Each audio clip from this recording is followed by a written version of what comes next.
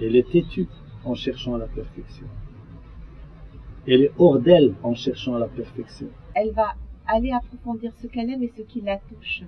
Selma, elle a le cinéma en elle. Pour moi, il représente l'avenir du cinéma marocain.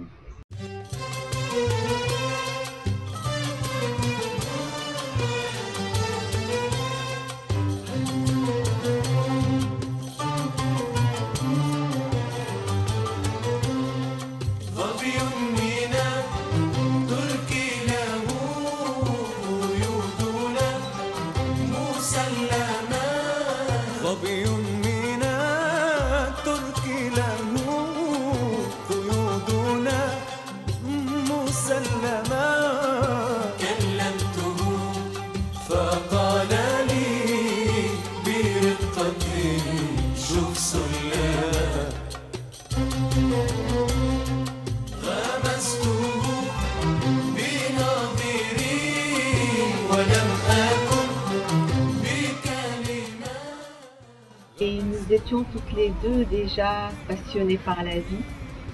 On a vécu de belles aventures, de l'adolescence ensemble. On était au collège, on avait fugué ensemble.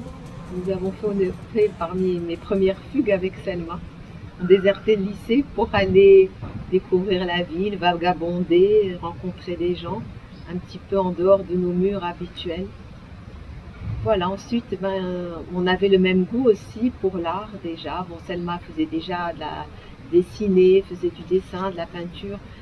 On avait une grande sensibilité qu'on partageait donc à travers certaines choses qu'on faisait ensemble. Et puis il se trouve que le hasard de la vie a fait que moi je suis devenue comédienne et elle réalisatrice. Je suis vraiment privilégiée parce que j'ai des parents qui se sont faits par eux-mêmes parce qu'ils sont médecins. Et ils ont beaucoup travaillé pour arriver là où ils en sont. Et ils nous ont inculqué ces valeurs. Et c'est des intellectuels, donc c'est des personnes qui nous ont poussés justement vers ça et qui ont respecté nos choix. Et c'est ça qui est le plus important. C'est-à-dire qu'on est trois sœurs, on est trois filles, on est toutes les trois dans le domaine artistique. Ma grande sœur est peintre, mon autre sœur est dans l'événementiel, dans les spectacles pour enfants. Ils ont respecté nos choix, sachant que c'est très difficile dans notre société et tout de vivre de ces choix. Ils avaient parmi les premiers magnétoscopes, ils avaient déjà ils voyaient beaucoup de films à la maison, avant même les cassettes vidéo, je crois qu'ils avaient ces vinyles où on pouvait voir des films. Et donc je pense qu'elle a baigné là-dedans, elle a grandi là-dedans. Et elle a grandi au milieu d'histoires. C'est quelqu'un qui aime beaucoup, qui a aimé les histoires et puis donc a écouté les histoires et aujourd'hui a envie de les raconter. Voilà, qui a aimé être entourée de toutes ses amies, de plein de gens. C'est pas une fille. À la fois, c'est une fille qui peut être très solitaire, mais très joviale, très heureuse au milieu des gens. Même si on vient quand même d'un milieu aisé, parce qu'ils se sont battus pour arriver à ça. Ils nous ont pas traités comme si on était des bourgeois, quoi. Ils nous ont vraiment poussés à nous battre et pour pouvoir nous débrouiller dans la vie et pouvoir nous-mêmes assumer nos choix et assumer nos erreurs.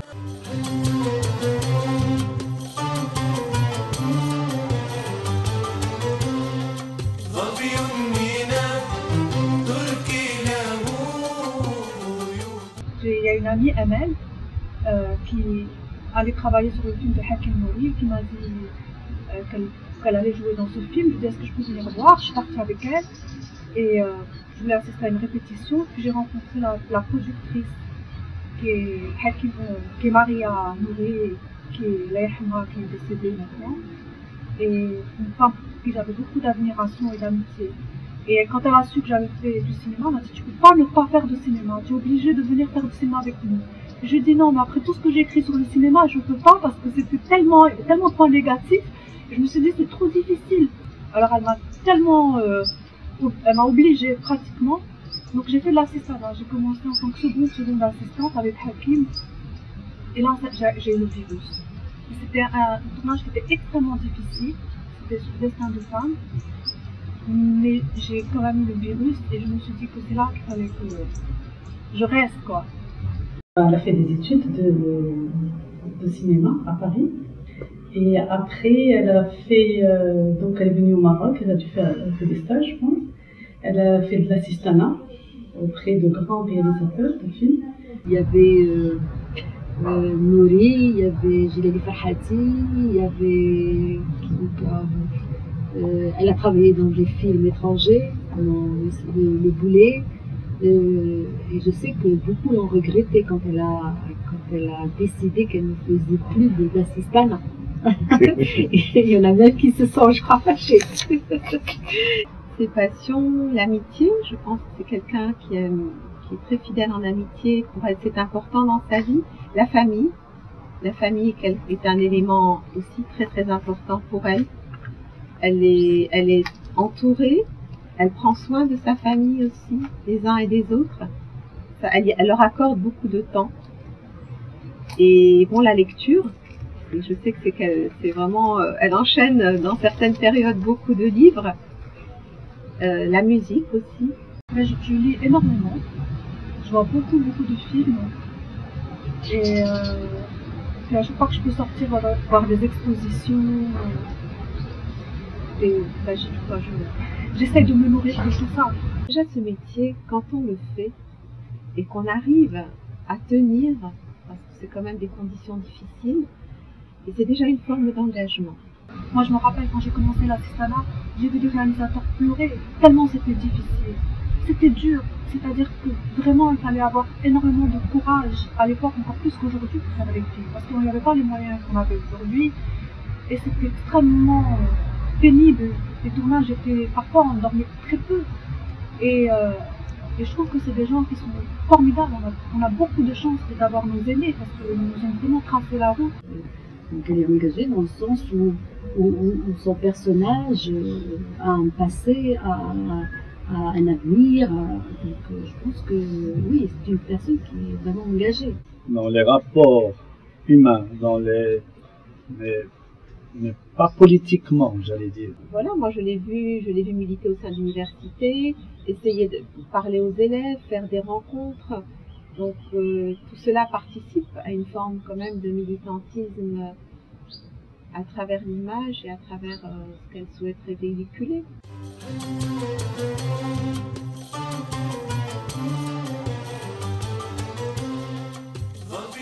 Elle a toujours été assez indépendante,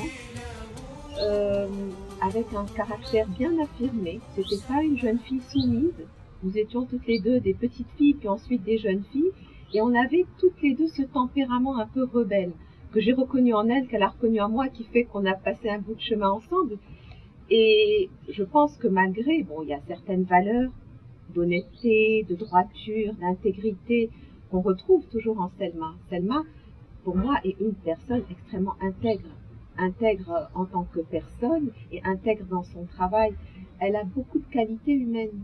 Moi, c'est vraiment quelqu'un qui a une grande loyauté, une grande sincérité, quelqu'un qui vous fera jamais un couvage derrière. C'est une femme dynamique, très positive, qui va vers l'autre. Moi, j'étais très impressionné lors des discussions après la projection de son film, de voir à quel point elle était à l'écoute de ce que les gens pouvaient lui dire, des remarques que les gens, aussi bien des jeunes, des très jeunes enfants, parce qu'il y avait des enfants qui avaient 10 ans qui venaient voir le film, et même les aînés, parce qu'il y avait des grands-mères de sans doute plus de 80 ans qui étaient là. Et cette simplicité avec laquelle elle parlait de son travail, de son désir de réalisatrice, de ses espoirs, de la manière dont elle concevait son travail, et comment elle voulait le réussir, moi ça m'a beaucoup impressionné. Le truc, je pense qui la caractérise le plus, c'est d'une part qu'elle est très sympa et gentille, et d'un autre côté qu'elle sait vraiment ce qu'elle veut et qu'elle va pas lâcher. Et ça, voilà, c'est d'un côté, ce sont deux qualités très très importantes, parce que souvent, justement, ceux qui sont un peu savent très bien ce qu'ils veulent et tout, ils peuvent avoir tendance à être un peu tyranniques sur le plateau et tout, ce qui n'est pas son cas. Elle sait vraiment ce qu'elle veut, mais voilà, elle reste sympa et courtoise avec tout le monde, et ça c'est assez rare et donc c'est appréciable. Elle a gardé, malgré notre âge, parce qu'on a grandi maintenant aujourd'hui un peu, ce cœur d'enfant, cet enthousiasme pour la vie, cette grande espérance, ce désir de se renouveler, de s'améliorer, d'avancer. Elle n'est pas assise sur ses lauriers. Elle a vraiment... et puis, elle cherche. C'est quelqu'un qui cherche, qui est en constante recherche, et puis pour aller vers le meilleur. Voilà, elle va pas perdre de temps dans les futilités. Elle va pas s'asseoir dans les commérages. C'est quelqu'un, on n'entendra jamais dire du mal de quelqu'un. Elle est vraiment positive tout. Quand elle a des difficultés, elle n'hésite pas à le dire. Elle est entière. Voilà, c'est quelqu'un qui est droite. Et je me rappelle qu'il y a eu des moments où on n'était pas d'accord et on se l'est dit. Mais on était quand même toutes les deux là pour le film et ça s'est très bien passé. Tout est noté. D'ailleurs, c'est ce que j'admire en elle, c'est que elle ne laisse rien passer. Franchement, c'est le détail du détail. Je sais que c'est pendant le film qu'on a fait ensemble que je l'ai connue vraiment à fond. Donc une scène, c'est-à-dire qu'elle ne laissera pas passer même un petit accessoire sur lequel elle a pensé, elle ne le laissera pas passer. Donc c'est vraiment la rigueur de la rigueur. Selma Bagage, son grand défaut, c'est qu'elle propage son stress. Elle ne contrôle pas son stress. Un peu têtu, mais je pense que c'est à la fois un défaut et une qualité, parce que c'est ce qui permet aussi d'être persévérant. Le fait d'être têtu, ça permet d'être persévérant, et Dieu sait que c'est difficile dans ce métier quand même. Si on n'est pas un peu persévérant et forcément un peu têtu, certains peuvent voir le côté négatif. Le défaut, c'est d'arriver avant l'heure. C'est d'arriver avant l'heure. Et si vous lui dites je vais faire ça et que vous ne le faites pas, elle n'est pas contente. Voilà, elle a un défaut. Peut-être que ce défaut-là, c'est parce qu'elle est trop sérieuse. Voilà. Son défaut, c'est qu'elle est trop sérieuse. Et des fois, ça peut être un défaut. Comme toute femme, je dirais qu'elle se prend la tête sur quelque chose, elle va faire une fixation, elle va vouloir trop décortiquer les choses. C'est aussi à la fois une qualité et un défaut, parce que c'est une qualité qui permet d'aller plus en profondeur, à la fois dans une relation, dans un travail, dans les détails. Et puis ça peut être un défaut parce que le mental s'arrête pas de tourner.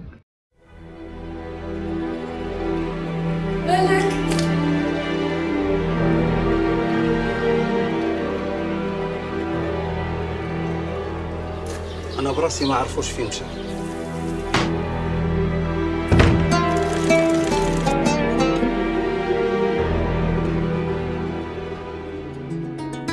الموسيقى هي اللي اخترتك. العود ديالك ما دارش فصنوط وحده. كيحلم بلا قياس.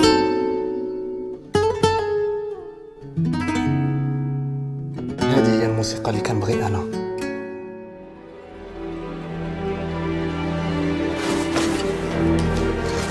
هادشي باغي تزيد لقدام.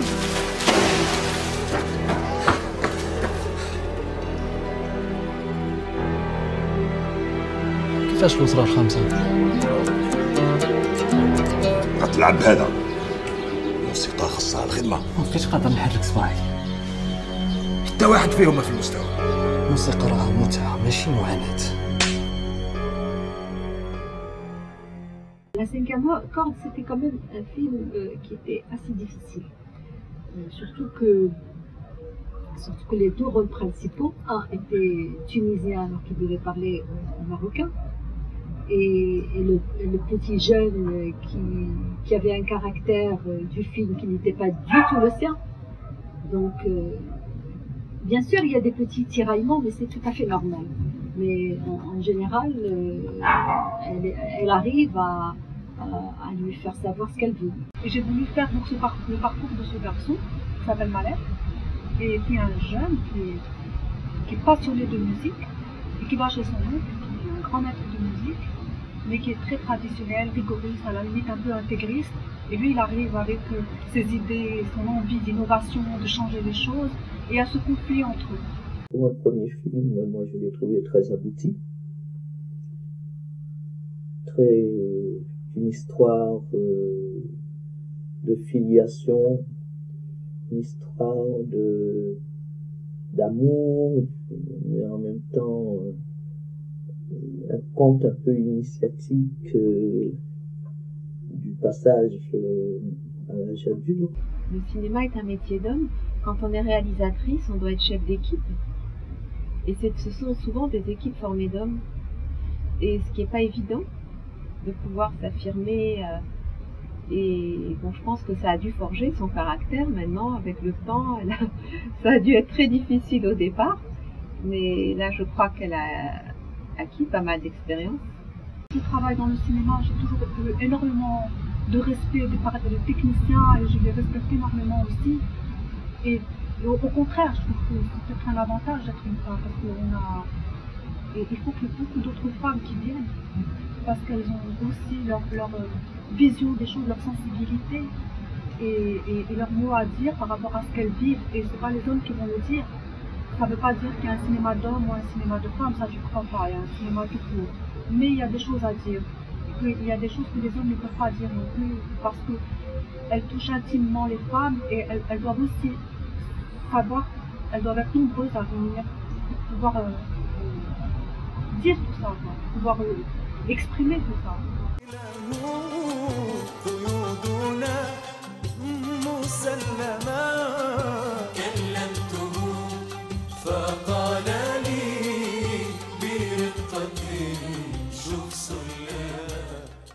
La première difficulté, en fait, c'est l'écriture.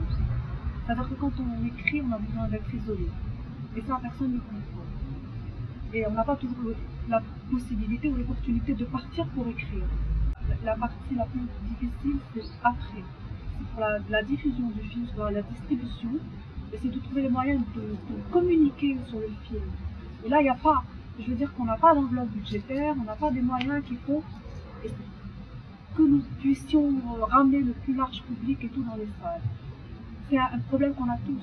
Et avec elle, ce qui est bien avec Salma, c'est que son premier long, on a travaillé ensemble depuis l'écriture.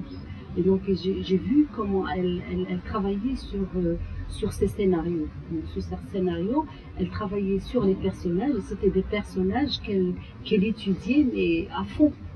Et quand elle a rencontré le personnage qui devait faire le rôle principal, elle lui a parlé de son personnage comme si ce personnage, avec son passé, ses habitudes, ses défauts, ses qualités, et donc je pense que c'est ainsi qu'elle arrive à bien faire sortir du personnage tout ce qu'elle veut. On travaille ensemble. Et donc les comédiens, je fais des répétitions avec eux avant. On travaille beaucoup aussi sur les dialogues pour voir si ça s'adapte au dialogue. Et ensuite, sur les tournages, je les laisse quand même libres de faire ce qu'ils veulent. Parce que je pense que sur un tournage, même si on le prépare très très bien, même si on sait ce qu'on veut, il faut laisser la part à l'imprévisible. Il faut laisser la part à la magie, à la poésie. Et que justement, c'est en se préparant très bien et en sachant ce qu'on veut et tout, qu'on se décharge du stress, qu'on se décharge de l'angoisse et qu'on peut laisser ces choses-là apparaître. Elle en parle avant, bien sûr, il y a un travail en amont dans lequel, sur ce travail, on échange, on parle du scénario, de ce qu'elle a voulu dire. Elle vous demande si vous avez des propositions également, ce que vous en pensez. Et puis une fois qu'on est sur le plateau, bon, elle a déjà un peu une idée, un petit peu de ce qu'elle va faire. Et elle a l'œil, quoi. C'est-à-dire que si vous débordez, elle va réajuster. Mais c'est vrai qu'elle aime les conséquences, qu'elle aime les moments un peu poétiques, un peu magiques. Mais elle avait aussi fait ce travail-là, certainement avec le caméraman, enfin, le directeur de la photo, parce qu'il y avait vraiment des images poétiques qui étaient là. Il n'y a pas beaucoup d'improvisation, non. Mais je pense que c'est aussi dû au fait que c'est son premier film. c'était son premier film. Quand on fait son premier film, moi j'ai fait beaucoup de premiers films avec des réalisateurs. C'est un gros poids, il y a beaucoup de stress, beaucoup les gens, c'est pas rien de faire son premier long métrage. Donc déjà, on met des années pour le faire, on écrit et tout. Donc s'amuser à aller improviser des trucs qui sont pas écrits, je pense que c'est un truc qui vient plus tard, quand on a une certaine maîtrise et qu'on est assez sûr de soi pour le faire. Je pense que sur les premiers films, il n'y a pas grand monde qui improvise parce qu'il y a trop de risques. On essaye déjà de tourner son scénario et c'est déjà pas mal. On sent bien qu'elle n'a laissé de côté aucun détail, qu'elle a parfaitement maîtrisé son sujet, mais pas de manière, je dirais, technique seulement, mais aussi la poésie, parce que c'est un film dans lequel il y a énormément de poésie. C'est un film qui montre des fêlures, et beaucoup de fêlures. Et ça, c'est montré vraiment de manière, je redis, très élégante. Et j'apprécie, j'aime. Et je verrai au second film si c'est la patte de Selma ou si c'est, comme disait Truffaut, le film de sa vie, et qu'après elle le répétera ou elle essaiera de le refaire à l'envie. Mais en tout cas, c'est un travail que je fais plus qu'apprécier. Ben, je sais pas, ça vient comme ça. C'est très bizarre parce que quand je commence à écrire, c'est comme si le sujet s'imposait à moi. Et je commence à raconter une histoire et puis je me rends compte que bon, c'est vrai que sur mon premier long métrage, j'avais envie de faire un film sur la musique, mais je savais pas qu'au bout du compte ça allait donner ce que ça allait donner.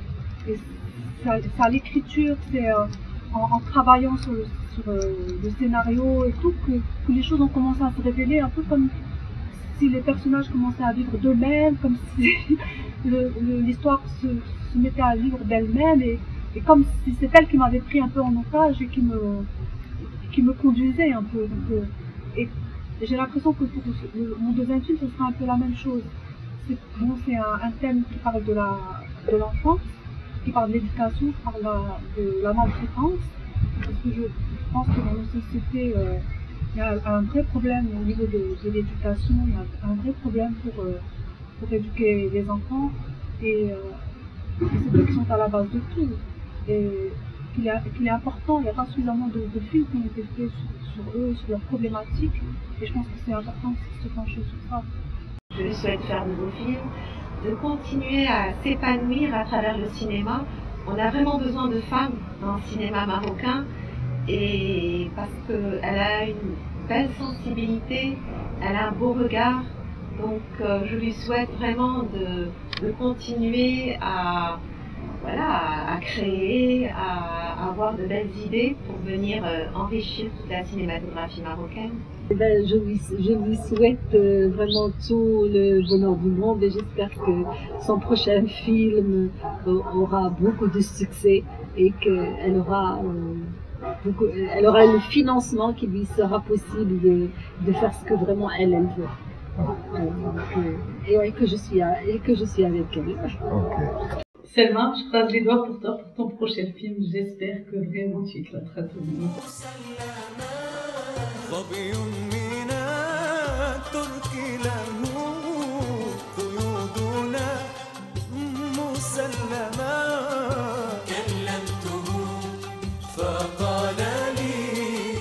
Le Maroc, les salles ferment, beaucoup de salles qui ferment et tout, et c'est très problématique et les gens vont de moins en moins dans les salles.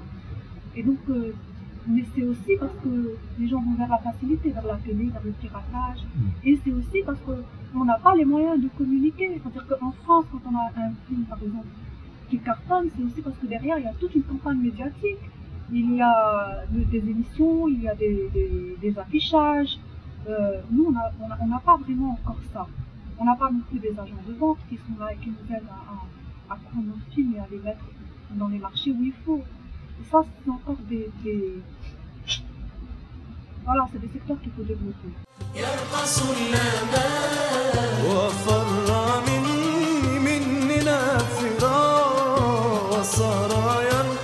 يلقى سلاما فرح عقلي